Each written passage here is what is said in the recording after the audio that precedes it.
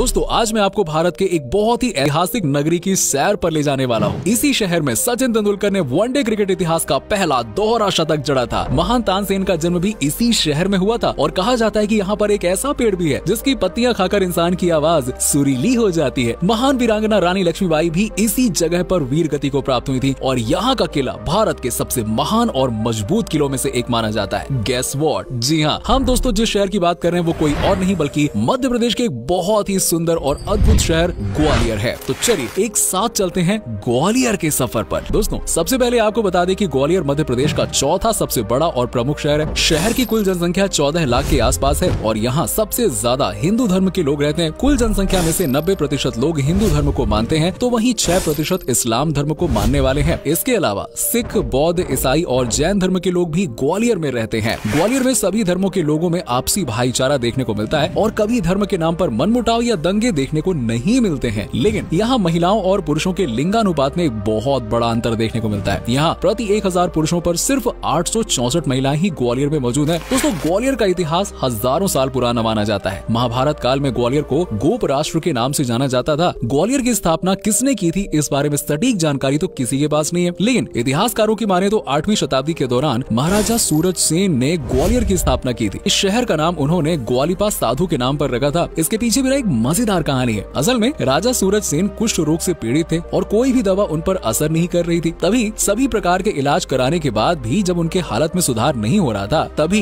ग्वालिपा साधु ने महाराज का इलाज करना शुरू किया और कुछ ही दिनों में महाराज सूरज सेन पूरी तरह से ठीक हो गए और महाराज ने खुश होकर उन्हीं साधु के नाम पर इस शहर का नाम ग्वालियर रख दिया। अब दोस्तों ग्वालियर शहर आज अपने ऐतिहासिक मंदिरों, किलों, स्मारकों और संग्रहालयों के कारण पूरी दुनिया में प्रसिद्ध है। देश विदेश में हर साल लाखों पर्यटक ग्वालियर घूमने के लिए आते हैं। ग्वालियर शहर प्राकृतिक रूप से भी काफी सुंदर नजर आता है। ये पूरा शहर पहाड़ी इलाकों में समुद्र तट से तकरीबन 200 मीटर की ऊंचाई पर बसा हुआ है। आज ग्वालियर तेजी से विकास की ओर बढ़ रहा है। सरकार द्वारा बनाई जा रही 100 स्मार्ट सिटीज की लिस्ट में ग्वालियर का नाम भी शामिल है। जी हाँ, ग्वालियर शहर का वातावरण पर्यटकों को अपनी ओर आकर्षित करता है। आज ग्वालियर शिक्षा के क्षेत्र में तेजी से तरक्की कर रहा है। ग्वालियर शहर का लिटरेसी रेट 80% के आंकड़े को पार कर गया है। यहाँ पर कई बड़े बड़े कॉलेज और यूनिवर्सिटीज मौजूद हैं। इनमें Gurukul institute of pharmaceutical science and research, Malwa institute of technology and management और doctor Bhimrao Ambedkar polytechnic college आदि शामिल है। मध्य प्रदेश सहित देश के अन्य राज्यों से भी छात्र और छात्राएं ग्वालियर में शिक्षा प्राप्त करने के लिए आते हैं। ग्वालियर को भारत के इतिहास में एक बहुत ही विशेष स्थान प्राप्त है। यहाँ पर कई महान राजाओं ने शासन किया, कई युद्ध ग्वालियर की धरती पर लड़े गए और ये शहर अपने आप में एक समृद्ध इतिहास समेटे हुए। सन 1857 के विरोध के दौरान जब देश के कोने कोने से अंग्रेजी हुकूमत के खिलाफ लोग आवाज उठा रहे थे, उस समय पर भी दोस्तों ग्वालियर का शिंदे परिवार अंग्रेजों के साथ मिल गया था। झांसी की रानी लक्ष्मीबाई ने जब ग्वालियर महाराज के पास आकर पनाह मांगी तो उन्होंने इससे साफ इनकार कर दिया और साथ ही ये बात अंग्रेजों को भी बता दी। लेकिन ग्वालियर के सैनिकों ने अपने महाराज के खिलाफ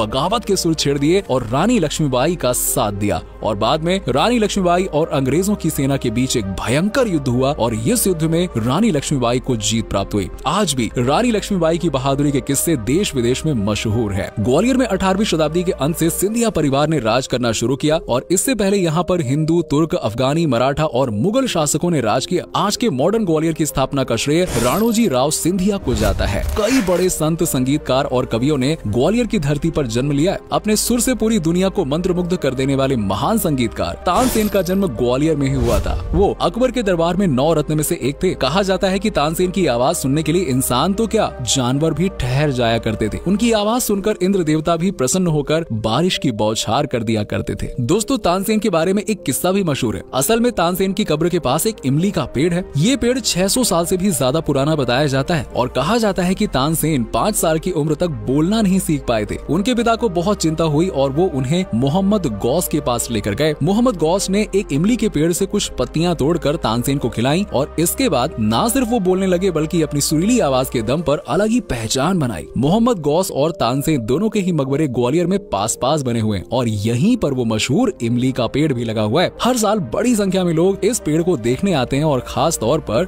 संगीत प्रेमी लोग तो इस पेड़ की पत्तियों को खाते भी हैं। अब भाई आवाज को सुरीली बनाने के लिए और तानसेन जैसी कला प्राप्त करने के लिए लोग ये भी करते हैं। अब दोस्तों अमजद अली खान, के.एल. सहगल और पंडित जसराज जैसे महान संगीतज्ञ जब भी ग्वालियर में आते थे तो अपने साथ इस इमली के पेड़ की पत्तियां जरूर लेकर जाते थे। सोचिए कितना इंपॉर्टेंस है इसका। इसके अलावा भारत भारत के पूर्व प्रधानमंत्री और भारत रत्न से सम्मानित अटल बिहारी वाजपेयी जी का जन्म भी ग्वालियर में ही हुआ था। अटल जी एक कद्दावर नेता होने के साथ साथ एक महान कवि भी थे। इसके अलावा फिल्म इंडस्ट्री में अपनी एक अलग पहचान बनाने वाले जावेद अख्तर ने भी ग्वालियर में ही जन्म लिया था। दोस्तों 24 फरवरी 2010 का दिन क्रिकेट इतिहास में सुनहरे अक्षरों में अंकित है। इस दिन सचिन तेंदुलकर ने वनडे इतिहास का पहला दोहरा शतक लगाया था और इस शतक का साक्षी पूरा ग्वालियर शहर बना था, क्योंकि ग्वालियर के कैप्टन रूप सिंह स्टेडियम में ही सचिन ने ये अद्भुत कारनामा किया था। साउथ अफ्रीका के खिलाफ सिर्फ 147 गेंदों में सचिन ने 200 रन बनाए थे। शून्य यानी कि जीरो का दूसरा सबसे पुराना रिकॉर्ड ग्वालियर फोर्ट के अंदर मंदिरों में से एक में पाया गया था। इस मंदिर के अंदर एक पत्थर का शिलालेख मिला जो शून्य के दूसरे सबसे पुराने रिकॉर्ड का प्रमाण है और बताया जाता है कि ये शिलालेख लगभग 1500 वर्ष पुराना है। दोस्तों ग्वालियर शहर अपने खाने पीने के लिए भी काफी लोकप्रिय है और यहाँ आप मशहूर इंदौरी पोहे का आनंद तो ले ही सकते हैं। कचौरी, लड्डू,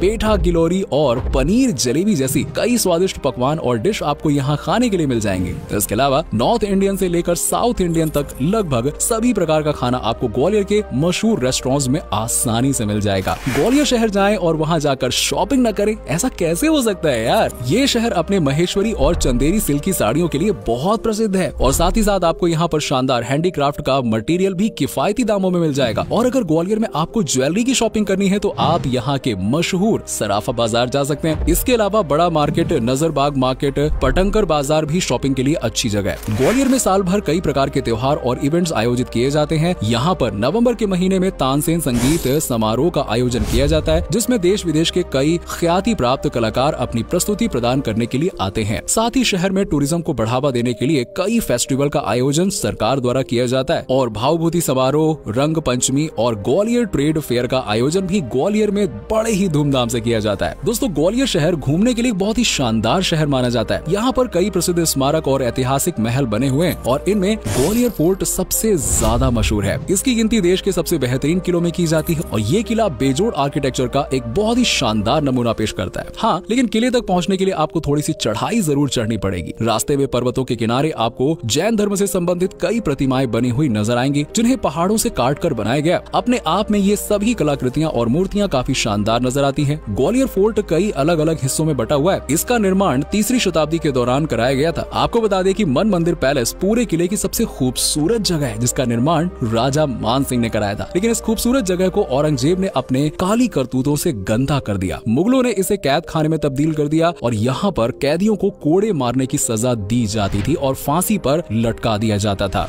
गुजारी महल भी इस किले का एक दार्शनिक स्थल है। किले में एक जगह गुरुद्वारा भी बना हुआ है, जिसका नाम दाताबंदी चोर साहिब गुरुद्वारा साहिब है। और इतना ही नहीं, यहाँ पर आपको एक सास बहू मंदिर भी देखने को मिलेगा। कहा जाता है कि पहले ये सहस्त्र बाहु का मंदिर हुआ करता था, लेकिन समय के साथ इसका नाम सास बहू मंदिर हो गया। साथ ही साथ द सिंधिया स्कूल नाम का एक स्कूल का संचालन भी किले के ऊपर ही किया जाता है। ग्वालियर में दूसरी सबसे प्रसिद्ध जगह है जय विलास पैलेस, जिसे सिंधिया महल भी कहा जाता है। इस किले में 400 कमरे हैं, जिनमें से 35 कमरों को म्यूजियम में बदल दिया गया है और इसका निर्माण सन 1874 में कराया गया था। यहाँ पर दरबार हॉल में 2 बड़े झूमर लगे हुए हैं और हर झूमर का वजन 2 टन है और छत की मजबूती नापने के लिए 10 हाथियों को 1 हफ्ते तक इसके ऊपर रखा गया था। दोस्तों इसके अलावा ग्वालियर जू भी घूमने के लिए बहुत अच्छी जगह है। इस चिड़ियाघर में आप टॉय ट्रेन की सैर कर सकते हैं। गोपाचल पर्वत जैन धर्म का एक बहुत ही प्रमुख तीर्थ स्थल है। यहाँ पर जैन धर्म के तीर्थंकरों की कई मूर्तियां बनी हुई हैं, जिन्हें इस्लामिक शासकों द्वारा नष्ट कर दिया गया था। ग्वालियर के बीच में एक स्वर्ण मंदिर भी मौजूद है और ये भी जैन धर्म का एक प्रमुख मंदिर है। ग्वालियर टूर के साथ साथ आप माधव नेशनल पार्क की सैर के लिए भी जा सकते हैं। इनके अलावा tomb of Tansen, Italian garden, Surya मंदिर, tiger dam, Usha Kiran palace और रानी लक्ष्मीबाई मेमोरियल, यहाँ तो बिल्कुल जाइएगा। ऐसी जगहों पर आप ग्वालियर में घूमने के लिए जा सकते हैं। आज ग्वालियर सड़क, रेल और हवाई मार्ग से भारत के सभी बड़े शहरों और राज्यों से जुड़ा हुआ है। ग्वालियर जंक्शन शहर का प्रमुख रेलवे स्टेशन है और ये शहर दिल्ली से तकरीबन 350 किलोमीटर और राजधानी भोपाल से 450 किलोमीटर की दूरी पर स्थित है। राजमाता विजय राजे सिंधिया एयरपोर्ट ग्वालियर का एकमात्र एयरपोर्ट है। ग्वालियर घूमने का सबसे अच्छा समय फरवरी से मार्च के महीने का माना जाता है। अगर आप कम बजट में कुछ शानदार जगहों का दीदार करना चाहते हैं तो ग्वालियर आपके लिए बिल्कुल परफेक्ट डेस्टिनेशन है। आपको ये बहुत ही किफायती दामों में होटल और धर्मशालाएं मिल जाएंगी। ग्वालियर घूमने के लिए 2 दिन का समय बहुत सही है। दोस्तों ये था भारत के बहुत ही खूबसूरत और शानदार शहरों में से एक ग्वालियर। उम्मीद करता हूँ कि आपको ये हमारा एपिसोड पसंद आया होगा। आप में से अगर कोई ग्वालियर या फिर मध्य प्रदेश से है तो हमें जरूर बताना। वैसे अगर नहीं है तो जरा बताइए कि क्या कभी आप गए हो ग्वालियर, और गए हो तो आपका एक्सपीरियंस कैसा रहा, ये भी हमारे साथ में जरूर शेयर